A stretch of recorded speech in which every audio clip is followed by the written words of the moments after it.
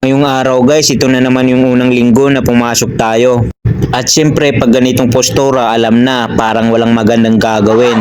At sa mga oras na yan guys, bigla akong tinawag ni boss. Kasi nga yung pinaka-boss namin ay nanonood daw ngayon sa amin.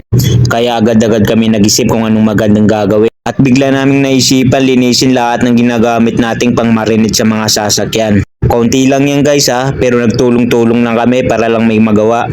At hindi lang yun, nasa isip pa namin nanonood talaga si boss kaya ginagawa talaga namin yan. Ilang minuto na nga lang guys, natapos na din yan agad. Ayan, kaya inarrange ko na rin yung lahat ng ginagamit namin. Pagkatapos nun guys, nakita ko agad itong sasakyan. Sana customer na ito para man lang may magawa ko ngayong araw. Agad kong tinawagan si boss para makapag-usap sila para magkaalaman na agad. Sa mga oras na yan guys, nung nakita ko yung sasakyan, nag-warm up muna ako para man lang mainitan bago sumabak. Habang nagpapainit ako guys sa mga oras na yan, bigla tuloy ako ng lambot. Kasi nga sino ba naman matutuwa? Yung sasakyan na inaasahan ko, bigla na lang umalis, baka hindi sila nagkasundo ni boss. Sa mga oras na yan guys, iniisip ko kung dapat ba ako matuwa o malungkot. Pero natuwa talaga ako. Yun lang, bye bye!